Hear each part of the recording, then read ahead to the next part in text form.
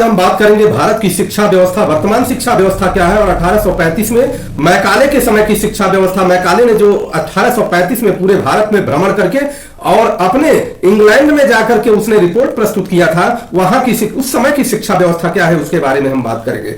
मित्रों, हमें बात करना इसलिए जरूरी है कि वर्तमान में शिक्षा व्यवस्था का स्तर इतना गिरता जा रहा है, साथ साथ जो सरकारी शिक्षा व्यवस्था अर्थात सरकार द्वारा वित्त पोषित शिक्षा व्यवस्था है उसका स्तर इतना गिरता जा रहा है। सरकार चाह रही है किसी भी तरह से शिक्षा व्यवस्था को ध्वस्त कर दिया जाए, परंतु हमें इस पर चिंतन करना पड़ेगा कि किस तरह से हमारी शिक्षा व्यवस्था थी, कैसे थी। थोड़ी सी बात है, आप लोग बहुत ध्यान से सुनिएगा और इस वीडियो को ज्यादा से ज्यादा आगे बढ़ाइएगा। इसको सब्सक्राइब भी करिएगा, लाइक शेयर कमेंट जो भी है करिएगा। कमेंट करेंगे तो इससे पता चलेगा कि आपको कैसा लगा ये वीडियो। आप समझिए कि आपने मैकाले का नाम सभी लोगों ने सुना होगा और विलियम एडम नाम का एक अंग्रेज था जिसके अंडर में मैकाले काम करता था। वो विलियम एडम नाम के अंग्रेज की हैसियत यह थी कि भारत में आकर के किसी भी वायसराय से अगर कोई बात कहे तो वायसराय वो कानून बनाने के लिए बाध्य होता था, इस तरह की हैसियत था। तो मैकाले ने और विलियम एडम के नेतृत्व में एक भारत का भ्रमण हुआ और शिक्षा व्यवस्था भारत पर, उस समय की शिक्षा व्यवस्था पर एक रिपोर्ट प्रस्तुत हुआ हाउस ऑफ कॉमन्स में। उस रिपोर्ट प्रस्तुत होने पर जो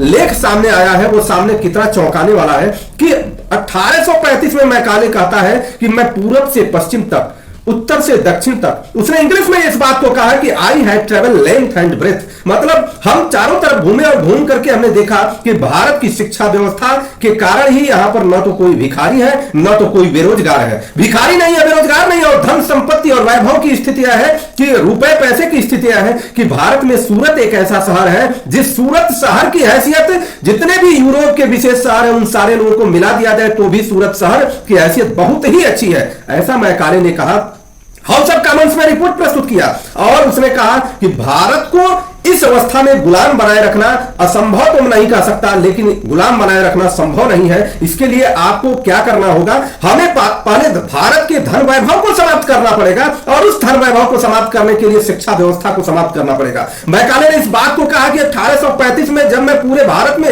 आई है ट्रेवल लेंथ एंड ब्रेथ, पूरे भारत में जब घुमा तो 7,32,000 रेवेन्यू जो है गांव है, वहां प्रत्येक गांव में स्कूल है।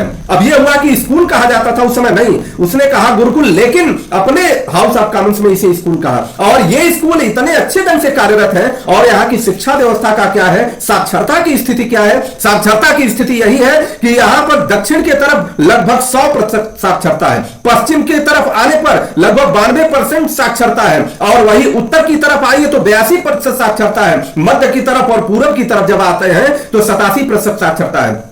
फिर किसी ने पूछा कि बताइए कि यहां पर वर्तमान स्थिति में क्या है, तो उन्होंने कहा, मैकाले ने कहा ये तो यहां के शिक्षा मंत्री बता सकते हैं। शिक्षा मंत्री उठ करके बताता है कि यहां पर जो वर्तमान में ब्रिटेन कहा जाता है जिसमें 3 राज्य आयरलैंड, स्कॉटलैंड और साउथ वेल्स जो कहा जाता है, तीनों राज्य मिला दिया जाए तो केवल 17% मतलब 17% साक्षरता केवल है। ऐसी स्थिति भारत की उस समय थी। और वर्तमान में क्या उसका यही था कि शिक्षा व्यवस्था को ध्वस्त कर दिया जाए, भारत के लोगों को वेशभूषा के साथ भाषा में परिवर्तित कर दिया जाए, और जब आप कर देंगे तो अपने आप जो है कि भारत ध्वस्त होना शुरू हो जाएगा। यही हुआ और मैकाले ने यही किया और भारत गुलाम रहा, 100 साल तक गुलाम रहा, लड़ाइयां लड़ी गई और उसके बाद देश आजाद हुआ, जिसमें नेताजी सुभाष चंद्र बोस जी ने इस बात को कहा था कि देश जब आजाद हो तो भारत में कक्षा 8 तक की शिक्षा कम से कम सरकारी और भारतीय संस्कृति और सभ्यता के हिसाब से होना चाहिए। दुनिया के सारे भाषाओं का ज्ञान हो, परंतु वो एक भाषा के रूप में होना चाहिए, न कि माध्यम के रूप में होना चाहिए। आज वर्तमान स्थिति क्या है, अब तो सभी स्कूल होते गए। जिन लोगों ने भारतीय संस्कृति का नाम लेकर के सत्ता हासिल किया है, उन लोगों ने तो प्राइमरी विद्यालयों के बहुत सारे विद्यालयों को अंग्रेजी माध्यम बनाना प्रारंभ कर दिया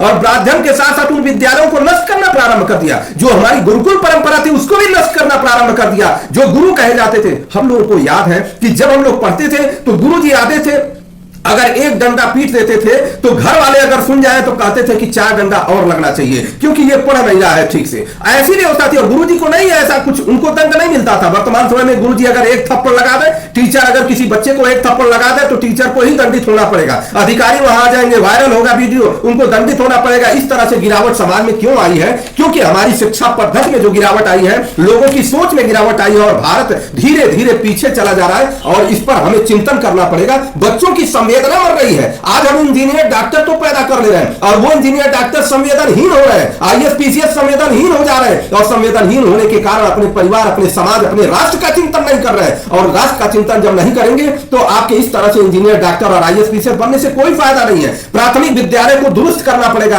और सभी भारतीय प्राथमिक विद्यालय का अर्थ है कि पूरे भारत में प्राथमिक विद्यालय केवल सरकारी होना चाहिए। प्राथमिक का अर्थ कक्षा 8 तक, 5 तक नहीं, 8 तक की सरकारी शिक्षा व्यवस्था होनी चाहिए। जैसा कि भारत में बहुत सारे जगह पर अभी हमने सुना है कि अरविंद केजरीवाल ने दिल्ली में शिक्षा का मॉडल प्रस्तुत किया है, जिसके लिए बहुत सारे देशों से उनको वहां पर वक्तव्य देने के लिए उनको बुलाया जा रहा है। तो हमें देखने की आवश्यकता है। हम इस तरह से हम अपने भारतीय संस्कृति और सभ्यता के साथ साथ गुरु परंपरा को लेकर के सत्ता में आए और आते ही हमने पूरी व्यवस्था को डायरेक्ट 180 डिग्री पर हमने कन्वर्ट कर दिया। इस तरह से नहीं चलेगा। गुरु को गुरु बनाइए, गुरु को गुरु जब तक नहीं बनाएंगे, विद्यालयों को गुरुकुल नहीं बनाएंगे, तब तक भारत समृद्ध नहीं होगा। और भारत की समृद्धि इतनी ताकतवर है कि जब हम 1835 में मैकाले के समय में हमारे यहाँ कोई बेरोजगार नहीं था, कोई अशिक्षित नहीं था, तो क्या इस समय स्थिति? आज बेरोजगारी की लाइन लगी हुई है, लोग हत्याएं कर रहे हैं, आत्महत्याएं कर रहे हैं, बलवा मचा रहे हैं, रोजगार की मांग कर रहे हैं। क्यों? क्योंकि हम स्किल डेवलपमेंट नहीं कर पा रहे हैं कि जिससे जहां पर जो है उसी तरह से वहां पर वो अपने रोजगार को ढूंढ सके। आप इसको ज्यादा से ज्यादा शेयर करिए और समाज के विकास के लिए काम करिए। आज पूरी राष्ट्र विरोधी ताकतें जो भी है वो आप देखिए कि कार्मल स्कूल है, मदरसे हैं, ये दोनों अपने अपने ढंग से काम करें। मदरसों ने तो एक नियम बना दिया कि हम अपने ही लोगों को पढ़ाएंगे, लेकिन कार्मल स्कूल ने बना दिया कि हम सबको पढ़ाएंगे और सबको क्रिश्चियन बनाएंगे और वो लोग ज्यादा